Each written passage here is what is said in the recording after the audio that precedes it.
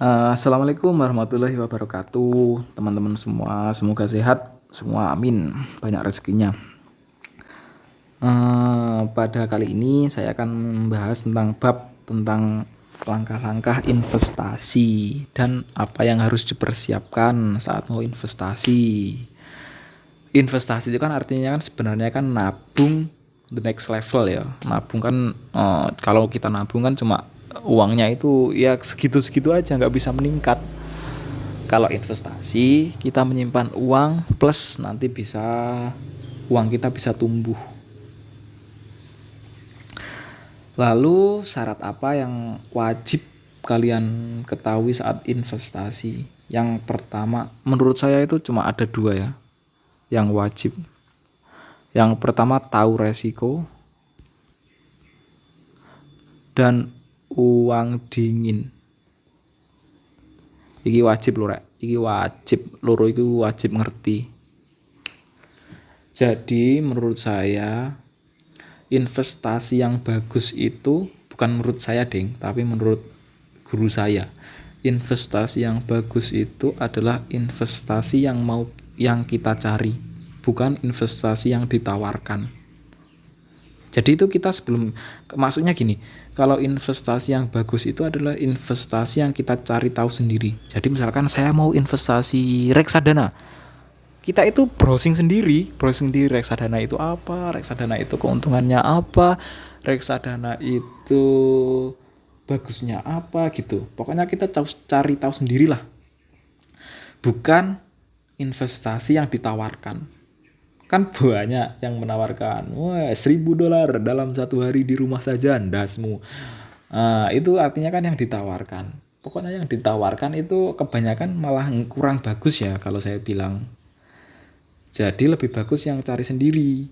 Jadi kalian kalau ada influencer, ada YouTuber ngomong kalau investasi di sini returnnya besar, mudah, tidak ada resiko, pemula juga bisa, itu pasti bullshit. Itu nggak ada investasi yang mudah cepat kaya, itu bukan investasi ya guys ya teman-teman. Intinya jangan terlalu percaya dengan cocote influencer, cocote YouTuber itu like, mempromosikan itu jangan ditelan mentah-mentah.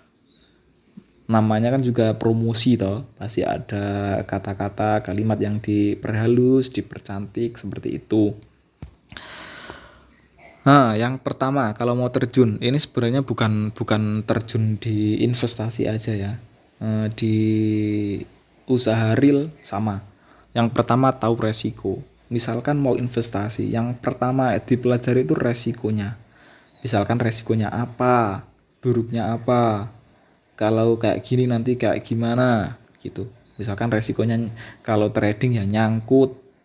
Misalkan beli di harga segini ternyata harganya turun, itu resikonya udah tahu. Misalkan ingin mendirikan perusahaan jual beli apa gitu, kan tahu resikonya. Nanti kalau nggak laku kayak gini, barangnya harus gimana. Kalau nggak laku ya bangkrut, kan itu tahu tuh resikonya. Maksudnya harus paham itu dulu loh. Jadi nggak kaget nanti kalau misalkan amit-amit bangkrut atau nggak sesuai dengan plan kita. Yang pertama pokoknya bisnis apapun, investasi apapun, yang pertama harus tahu resikonya. Kalau soal keuntungan itu bonus ya, itu opsi pilihan yang kesekian untuk dianalisa tentang keuntungan itu. Jadi yang pertama itu harus resiko. Nanti keuntungan bisa nomor 2, nomor 3. Resikonya tinggi, hasilnya tinggi. Ya menurut saya kalau siap ya bisa diambil. Tapi kalau saya sekarang ambil yang resikonya lumayan kecil gitu. Soalnya walaupun hasilnya besar, kalau resikonya besar itu kadang suka bangkrut gitu loh. Mending cari yang aman-aman aja. Kalau aman ya usaha, jangan investasi. Investasi pasti ada resikonya, nggak mungkin nggak.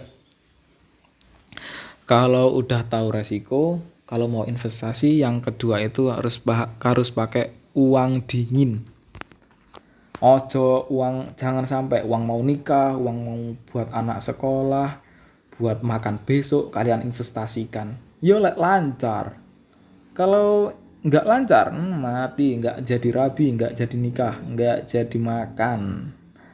Jadi intinya harus uang dingin. Uang dingin itu maksudnya uang yang bukan uang kebutuhan pokok, maksudnya uang uang sisa atau uang yang biasa untuk nabung gitu loh. Paham ya kalian ya? Intinya uang dingin. Pokoknya asalkan kalian paham resiko dan uang dingin, kerja nopo ae gak terlalu dipikirkan lah, maksudnya gak terlalu, misalkan beli saham Mandiri ternyata harganya turun gitu.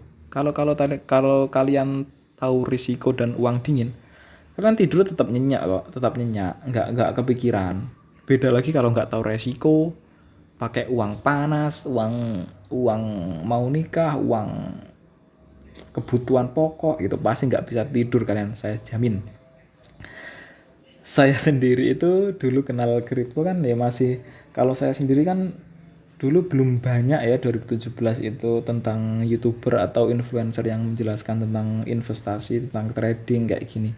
Jadi saya ya belajar sendiri. Jadi saya lumayan banyak mengalami kegagalan di investasi bodong, penipuan gitu. Saya lumayan lumayan lumayan sering, enggak sering, lumayan pernah mengalami. Nah kalau sekarang kan udah enak toh, misalkan mau investasi ini tinggal browsing, lalu resikonya apa, pasti kan kalau mau browsing pasti langsung keluar itu. Menurut saya kalau ditanya sekarang investasi yang cocok, menurut saya ada step-stepnya ya, sesuai resikonya. Yang pertama, investasi yang paling aman itu ya reksadana. Yang saya jelaskan tadi loh, reksadana. Yang kalau belum tahu reksadana, silahkan lihat video yang sebelum ini ya, yang apa itu reksadana, yang apa itu saham, apa itu kripto, itu bisa dilihat di situ dulu. Kenapa reksadana paling aman? Ya resikonya di reksadana ini paling kecil soalnya dibandingkan dengan instrumen investasi yang lain. Soalnya kita kan meng-hire itu kan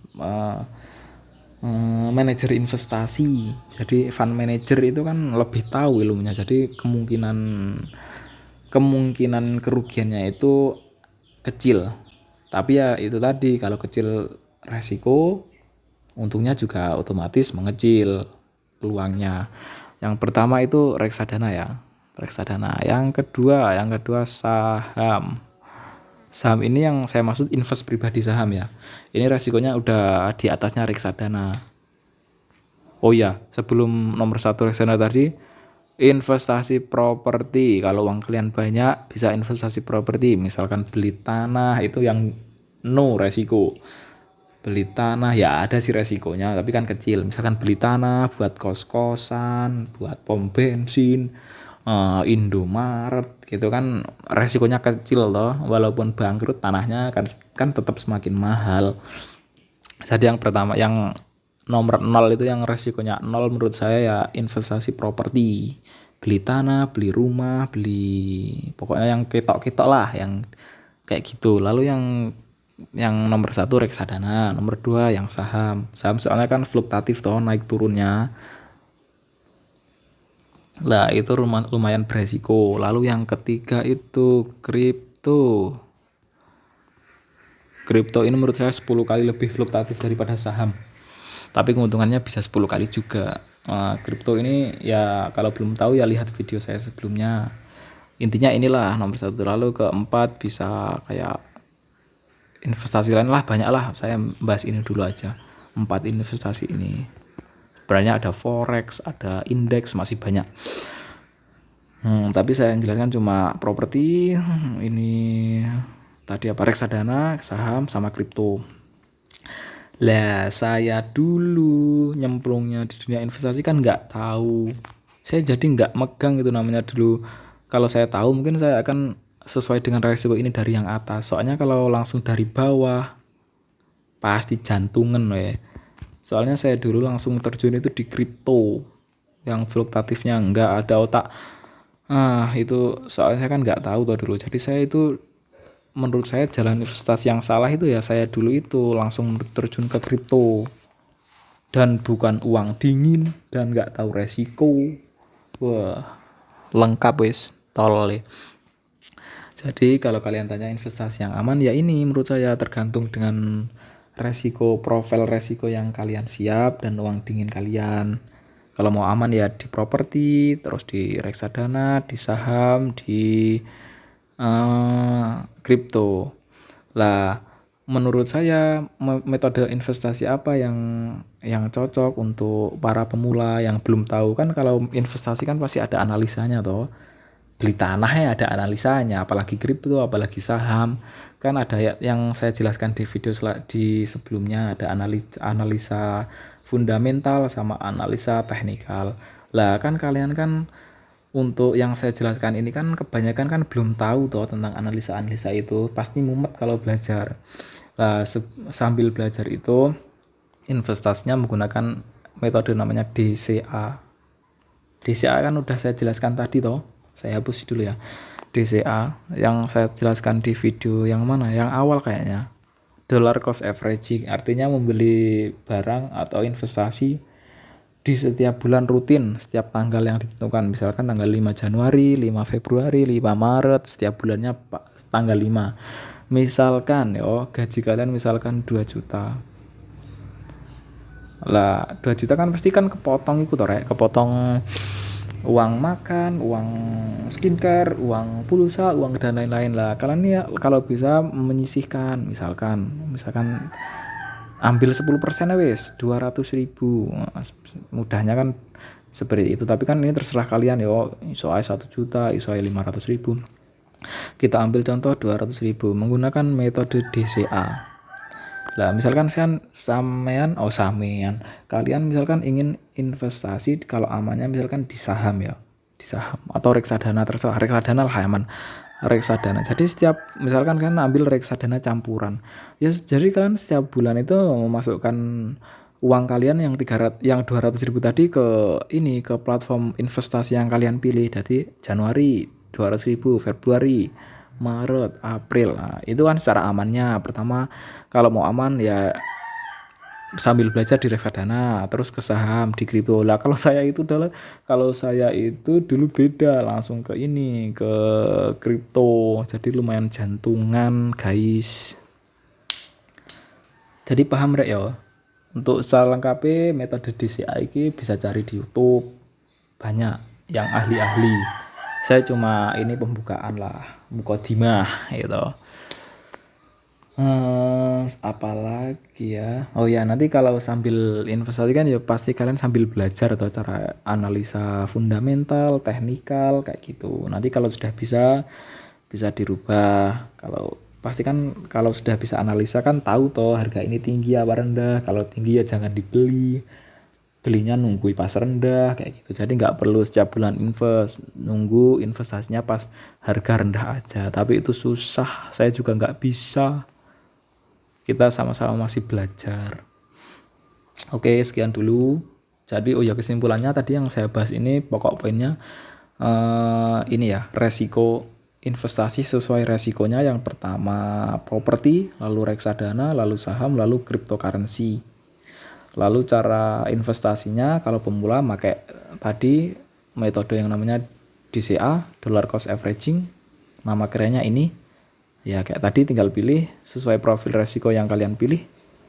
Jadi nggak bisa misalkan kalian tanya, misalkan sampean tanya deh aku, kalau sampean investasinya apa? Misalkan saya bilang kripto.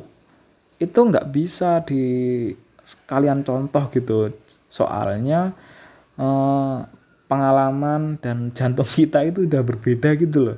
Jadi kalau kalian langsung ikut aku itu pasti jantungan, misalkan psikolah, kalau bahasa kerennya tuh psikologinya belum loh, masa iya misalkan gini lah, orang belajar pertama kan belajar sepeda, lalu sepeda motor, lalu mobil, lalu Ferrari, lalu F1. Masa kalian baru belajar di dunia seperti ini langsung mau nyetir F1, pasti nabrak mati sampean kan gitu toh ke bahasa simpelnya. Jadi kalau investasi itu ya seperti yang saya bilang tadi, investasi yang bagus itu sesuai yang kalian cari, bukan yang kalian ditawarkan. Jadi kalian itu nggak bisa contoh investasi teman kalian, kayak gitu ya. Sekian, terima kasih. Assalamualaikum warahmatullahi wabarakatuh.